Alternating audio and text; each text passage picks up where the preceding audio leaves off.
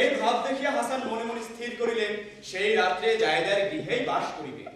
জায়দাও নানা প্রকার হাব ভাব প্রদর্শনে স্বামীর মন হরণ করিয়া একেবারে প্রাণ হরণ করিতে বসিলেন। জায়দা এক পাত্রে মধু, অন্য পাত্রে জল এনে স্বামীর সম্মুখে রাখিলেন। হাসান কহিলেন, এই অসময়ে মধু পান করিয়া দেখুন, খুব ভালো মধু। আপনার জন্য আজ ৮ দিন ধরিয়া এই মধু সঞ্চয় করিয়া রাখিয়াছি। জায়দা, ধন্য তোমার যত্ন ও মায়া। এই কথা বলিয়া হাসান মধু পান করিলেন। মুহূর্তের মধ্যে বিষের ক্রিয়া আরম্ভ হইল। শরীরের অবস্থার পরিবর্তন, চিত্তের অস্থিরতা প্রযুক্ত, পিপাসার আধিক্য হইল। কণ্ঠ তালু জিহ্বা শুষ্ক হইয়া আসিল। চক্ষু রহিতবর্ণ হইয়া শেষে দৃষ্টির ব্যাঘাত জন্মাইতে লাগিল। তিনি যেন চতুর্দিকে অন্ধকার দেখিতে লাগিলেন। বিষম যাতনায় জায়দাকে বলিলেন, এই কিসের মধু? মধুতে এত আগুন! পত্নীকে এই কথা বলিয়া হাসান সেই স্থানে ঈশ্বরের উপর ভরসা করিয়া তাহার নাম করিতে লাগিলেন এবং মহামহিমের নামের করুণায় সেইবার বিপদ উত্তীর্ণ হইলেন। প্রভাতী উপাসনার সময় অতি কষ্টে জায়দার গৃহ হইতে বহির্গত হইয়া প্রভু মোহাম্মদের সমাধি মন্দিরে গমন করিলেন, কিন্তু সমুদায় কথা অতি গোপন রাখিলেন, কাহার নিকট প্রকাশ করিলেন না। কিছুদিন হাসান আর জায়দার ঘরে আসিলেন না। অতঃপর মনের ও শরীরের কষ্ট বিমোচিত হইলে স্ত্রীর প্রতি দায়িত্ব ও ভালোবাসা হেতু পুনরায় রাত্রি যাপনের ছায় জায়দার ঘরে আসিলেন। এদিকে স্বামীর আগমন সংবাদ পাইয়া জায়দা মাইমুনাকে দিয়ে কিছু খেজুর সংগ্রহ করিলেন এবং সেই খেজুরগুলি বাছিয়া বাছিয়া 2 ভাগ করিলেন। এক ভাগের প্রত্যেক খেজুরে এমন এক চিহ্ন দিলেন যে তিনি ভিন্ন অন্য কাহারও চোখে তাহা পরিবার সম্ভাবনা রহিল না। অবশিষ্ট খেজুরগুলিতে সেই কৌটার সাংঘাতিক বিষ মিশ্রিত করিয়া উভয় খেজুর একত্র করিয়া রাখিয়ে দিলেন। হাসান স্বভাবতই খেজুর ভালোবাসিতেন, কিন্তু ইতপূর্বে মধু পান করিয়া যে কষ্ট পাইয়াছিলেন তাহা মনে করিয়া একটু ইতস্তত করিতে লাগিলেন। চতুরা যায় না, স্বামীর অগ্রে চিহ্নতে খেজুর খাইতে আরম্ভ করিয়া দিলেন। দেখা দেখি ইমাম হাসান চিহ্নিত এবং অচিহ্নিত উভয় হইতে খেজুর একটি একটি করিয়া খাইতে আরম্ভ করিলেন। ঊর্ধ্ব সংখ্যা সাধ্যগ্রস্ত হইলে বিষয়ের কার্য আরম্ভ হইল। যন্ত্রণা কাতর হইয়া হাসান নিতান্ত দুঃখিত ভাবে প্রাণের অনুজ হোসেন গৃহাভিমুখে গমন করিলেন। মহামহিমের নামের কৃপায় দ্বিতীয়বার হাসানের প্রাণ সংশয় হইল না, কিন্তু বিষের প্রতিক্রিয়ায় প্রতিনিয়ত দেহ নিতান্ত দুর্বল হইয়া পড়িতে লাগিল। সকলে মিলিয়া তাহার বিশেষ বিশ্রাম ও শুশ্রূষার আয়োজন করিলেন। জায়দার ক্রিয়াকলাপ হাসান কিছু কিছু বুঝিতে পারিয়াছিলেন, তথাপি সে কথা মুখেও আনিলেন না, কাহার নিকট প্রকাশও করিলেন না। এক জায়দার প্রতি সন্দেহ করিয়া হাসান যেন সকলের প্রতি সন্দেহ করিতে লাগিলেন। হাসতে বানু জয়নবের প্রতি কেবল একটি বিরক্তি ভাব প্রকাশ করিতেন, কিন্তু জায়দাকে দেখিলেই তাহার মনের মধ্যে ভয়ের উদয় হইত। ইমাম হাসানের ভাব প্রতিক্রিয়া কিছু কিছু বুঝিয়া হোসেন তাহার আহারীয় সামগ্রীর প্রতি বিশেষ লক্ষ্য রাখিতে লাগিলেন। ভ্রাতার মনের ভাব পরীক্ষার জন্য হাসতে বানুর সম্মুখে বলিলেন, আপনারা ইহার আহারীয় দ্রব্যাদি বিশেষ যত্নে রক্ষা করিবেন। আমি বিশেষ সতর্ক। আমি অগ্রে না খাইয়া তাহাকে আর খাইতে দেই না। যত পীড়া, যত অপকার সকলই আমি মাথায় করিয়া লইলাম। অদৃষ্টের লেখা খণ্ডাইতে কাহারও সাধ্য নাই। তোমার যাহাতে সন্দেহ দূর হয় সেই প্রকারে যত্ন করিও। জায়দাও মাঝে মাঝে স্বামীকে দেখিতে আসিতে, কিন্তু জয়নাবকে স্বামীর নিকটে বসিয়া থাকিতে দেখিলে আর ঘরেই প্রবেশ করিতেন না। জয়নাবের প্রতি দৃষ্টি পড়িলেই জায়দার মুখের আকৃতির পরিবর্তন হইত, বিদ্বেষে নল জ্বলিয়া উঠিত, শপথে হিংসা বলবতী হইত, শপথের সৃষ্টিকারীর প্রতি হিংসা আগুন দ্বিগুণ ভাবে জ্বলিয়া উঠিত। স্বামী স্নেহ, স্বামী মমতা অন্তর হইতে একেবারে সরিয়া যাইত। হাসানের আকৃতি বিষমত লক্ষিত হইত। ইচ্ছা হইতে যে তখনই সেই মুহূর্তেই হয় নিজের প্রাণ, নয় জয়নাবের, না হয় তিনি মূল তাহা। এক রাত্রে মাইমুনার সহিত একান্তে জায়গার কথোপকথন হইতেছে। ঈশ্বর যাহাকে রক্ষা করেন, কিছুতেই তাহার মরণ নাই। আমি জয়নাবের সর্বনাশ করিতে গিয়া আপন হাতে স্বামীর প্রাণ বিনাশ করিতে দাঁড়াইয়াছি, কিন্তু মাইমুনা আমি ইহা নিশ্চয়ই বুঝিলাম, হাসানের মরণ নাই আর জায়দারও সুখ নাই। চেষ্টার অসাধ্য কিছুই নাই। এদিকে আইসো। এই বলিয়া মাইমুনা আপন কটিদেশ হইতে একটি ক্ষুদ্র পুটুলি বাহির করিয়া জায়দার হস্তে দিলেন। ও কি? মহাবিষ। মহাবিষ? এ অন্য সাধারণ বিষ নয়, একেবারে হীরক চূর্ণ। হীরার গুঁড়া? আমাকে দাও। মাইমুনা সেই রাত্রে জায়দার ঘরে থাকিলেন। জায়দা গোপনে সন্ধান লইতে লাগিলেন। হাসানের চিন্তাতেই বাড়ির সকলেই মহাব্যস্ত মহাচিন্তিত। ক্রমে ক্রমে রাত্রি অধিক হইয়া আসিল। সকলেই আপন আপন স্থানে স্ব-স্ব শয্যায় শয়ন করিলেন।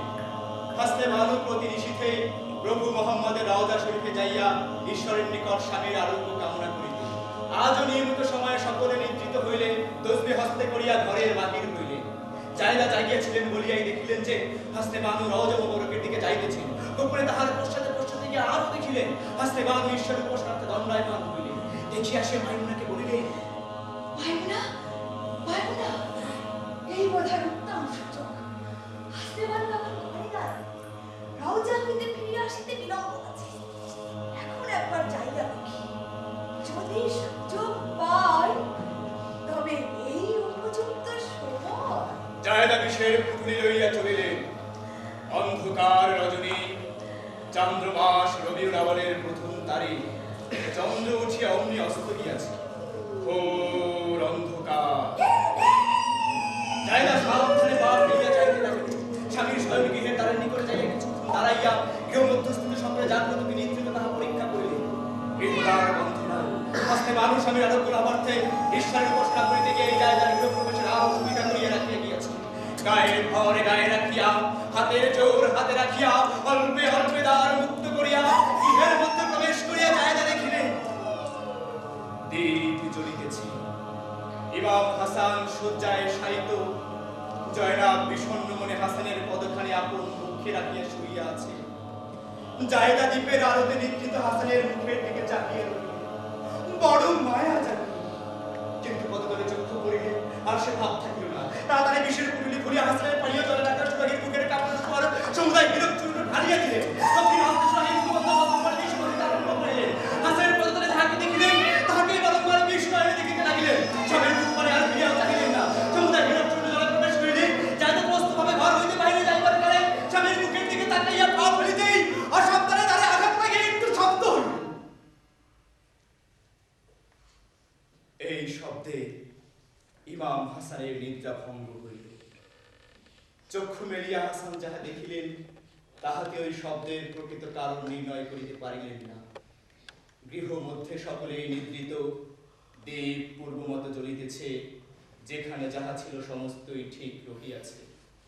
হঠাৎ শব্দে তাহার সুখ স্বপ্ন ভাঙিয়া গেল।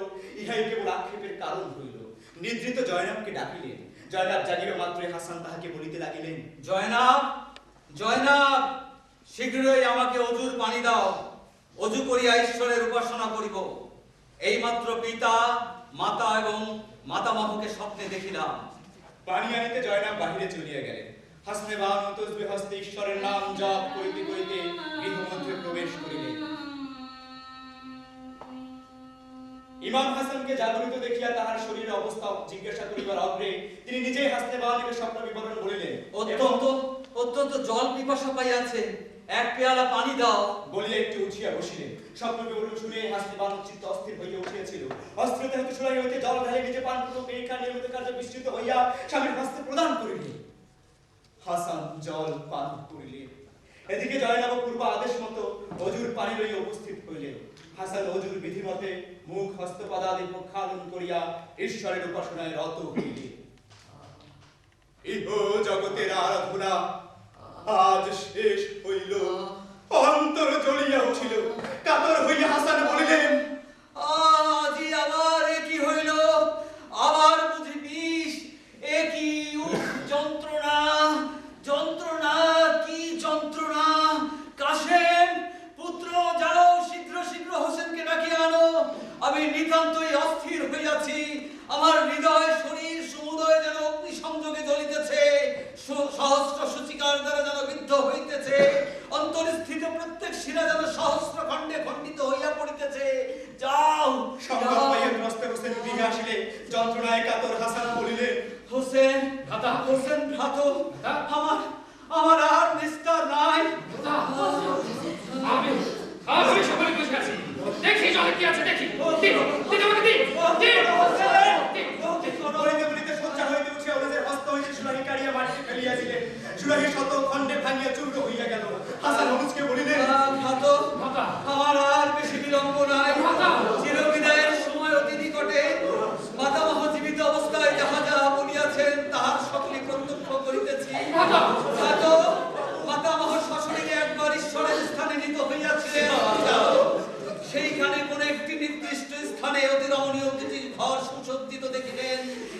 সবুজ বর্ণ, একটি লোহিত বর্ণ।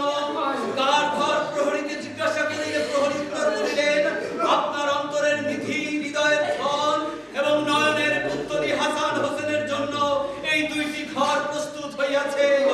ভিন্ন ভিন্ন রঙের কারণে জিজ্ঞাসা করিলে জিব্রাইল বলিলেন, আয় মোহাম্মদ, শ্রবণ করুন, সবুজ বর্ণ গৃহ আপনার জ্যেষ্ঠ দৈহিত্র হাসানের জন্য, লোহিত গৃহ কনিষ্ঠ হোসেনের জন্য প্রস্তুত হইয়াছে। আপনার অভাবে একদল বিশাল শত্রুতা করিয়া হাসানকে বিষ পান করাইবে এবং মৃত্যু সময়ে হাসানের মুখ সবুজ বর্ণ হইবে। জন্মনিত্যেই দুই গৃহটি সবুজ বর্ণ। মাতামহের বাক্য আজ সফল হইল। আমি আপনার চিরাজ্ঞা দাস, মিনতি করিয়া বলিতেছি, বলুন এই বিষ কে দিয়েছে আপনাকে, বলুন। হোসেন, হোসেন স্থির হও। যে অকারণে আমাকে নির্যাতন করিল, আমি তার নাম মুখে আনিব না। তার প্রতি এই মুহূর্তে আমার আর রাগ, হিংসা, ক্ষোভ, দেশ কিছুই নাই। পুত্র কাশেমের হস্ত ধরিয়া স্নেহার্দ্র চিত্তে হাসান বলিলেন, ভাই ভাই ভাই, ঈশ্বরকে প্রত্যক্ষ মানিয়া আজ আমি তোমার হস্তে কাশেমকে সঁপিলাম। ভাই, কাশেমের বিবাহ দেখিতে বড় স্বাদ ছিল, পাত্রীও স্থির করা হইয়াছে, কিন্তু সময় পাইলাম না। ভাই ভাই, ক্ষণকালের জন্য তোমরা সকলে একবার বাইরে যাও। কেবল জায়েদ একা নিয়ে এখানে উপস্থিত থাকুক। তাহার সহিত একান্তে আমার একটি বিশেষ কথা আছে। সকলে নিঃশব্দে গৃহ ত্যাগ করিবার পর একাকিনী জায়দাকে হাসান কহিলে, জায়দা, জায়দা, তুমি যে কার্য করিলে তাহা আমি সমস্তই বুঝিতে পারিয়াছি। তোমাকে বড়ই বিশ্বাস করিতাম, বড়ই ভালোবাসিতাম। তার উপযুক্ত কার্যই তুমি করিয়াছ। তোমার চক্ষু হইতে হাসান এখন চিরবিদায় লইতেছে। আশীর্বাদ করি সুখে থাকো। কি কারণে, কি লোভে, কি আশায় নিরপরাধ চিরবন্ধুর প্রাণ বধ করিলে আমি জানিতে চাই না। শুধু এইটুকু বলি, আমি তোমাকে ক্ষমা করিলাম। জায়েদ একটি কথাও কহিলেন না, অধোমুখে অশ্রু বিসর্জন করিতে লাগিলেন। সময়োচিত সংকেতে হোসেনের সহিত আর সকলে গৃহ মধ্যে প্রবেশ করিলেন। ইমাম হাসান একে একে সকলের নিকট হইতে বিদায় লইলেন। এসো ভাই, জন্মের মতো তোমার সহিত আলিঙ্গন করি। ভাই, সময় হইয়াছে। ওই যে মাতামহ স্বর্গের দ্বারে দাঁড়াইয়া আমাকে ডাকিতেছে।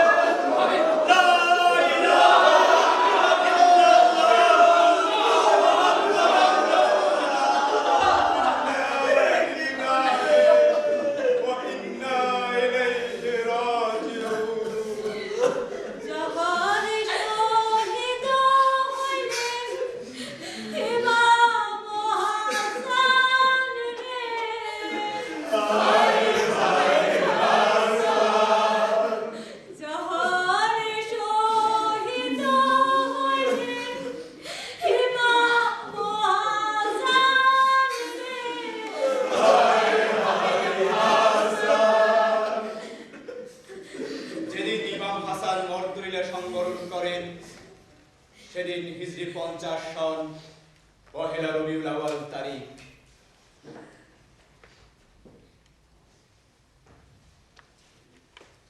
মারওয়ান দামেস্কে হাসান বধের সংবাদ পাঠাইয়া মহারাজ এজিদকে তুষ্ট করিলেন। প্রীত এজিদ মারওয়ানকে হোসেন বধের নির্দেশ প্রদান করে হোসেনের মস্তকের মূল্য 1,00,000 টাকা ঘোষণা করিলেন। ইহা শুনিয়া কর্তব্যে পালনে পদোন্নতি এবং 1,00,000 টাকা পুরস্কারের লোভে মারওয়ান নব উদ্যমে হোসেন বধের পায়তারা করিতে লাগলেন। হাসানের মৃত্যুর পর শোক তাপে প্রতিগ্রস্ত হোসেন অহরাত্র নবীজির রওজায় বসবাস করিতেছিলেন। ইহা শুনিয়া মারওয়ান অত্যন্ত চিন্তিত হইলেন। পবিত্র রওজায় যুদ্ধ করা নিতান্তই নির্বুদ্ধিতার কাজ, সেক্ষেত্রে যুদ্ধ করিতে সাহস হয়। এক্ষণে হোসেনের মস্তক হস্তগত করিতে হইলে তাহাকে রওজা হইতে বহির্গত করিতেই হবে। কিন্তু কি উপায়ে হোসেনকে সমাধির স্থল হইতে স্থানান্তর করিবেন, এই চিন্তায় মারওয়ানের মনে প্রবল হইয়া উঠিল। একদিন মারওয়ান অতপে অলিদের সহিত পরামর্শ করিয়া ছদ্মবেশে নিষিদ্ধ সময়ে পবিত্র রওজায় উপস্থিত হইলেন। রওজার ভিতরে আর তাই সীমা নির্দিষ্ট স্থানে থাকিয়াই তাহারা উভয়ে হোসেনের তত্ত্ব সন্ধান জানিতে লাগিলেন। হোসেন ইয়া মুহাম্মদ মুস্তাফা নবী সাল্লেওয়ালা, ইয়া মুহাম্মদ মুস্তাফা নবী সাল্লেওয়ালা, ইয়া মুহাম্মদ মুস্তাফা নবী সাল্লেওয়ালা, শাফায়াতের কান্ডারি রাসূলুল্লাহ, ইয়া মুহাম্মদ মুস্তাফা নবী সাল্লেওয়ালা, ইয়া মুহাম্মদ মুস্তাফা নবী সাল্লেওয়ালা, ইয়া মুহাম্মদ মুস্তাফা নবী সাল্লেওয়ালা, ইয়া মুহাম্মদ মুস্তাফা নবী সাল্লেওয়ালা। অনেকক্ষণ উভয়ে অপেক্ষায় রহিলেন। হোসেনের উপাসনা সমাধা হইবা মাত্র ছদ্মবেশী মারওয়ান বলিলেন, হযরত, আমরা বিশেষ গোপনীয় তত্ত্ব জানাইতে এই নিষিদ্ধ সময় আপনার নিকট আসিয়াছি। হিতার্থী ভ্রাতৃদল, কি গোপনীয় তত্ত্ব দিতে আসিয়াছে? জগতে ঈশ্বরের উপাসনা ভিন্ন আমার আর কোনো আশা নাই। গোপন তত্ত্বে আমার কি ফল হইবে? সেই তত্ত্বের সমুদয় বৃত্তান্ত শুনিলেই আপনি বুঝিতে পারিবেন যে তাহাতে কোনরূপ ফল আছে কি না। ভ্রাতৃদল, নিষিদ্ধ সময়ে অপরিচিত আগন্তুকের লজার মধ্যে প্রবেশের নিয়ম নাই। আপনারা বাহিরে থাকিয়াই যাহা বলিতে হয় বলুন।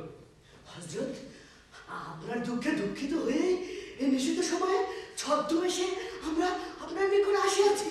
জায়দা যে কৌশলে ইমাম হাসানকে বিষপান করাইয়াছে, ইহার কোনো অংশই আমাদের অজানা নাই। ইয়া হাসান, কিন্তু কি করি?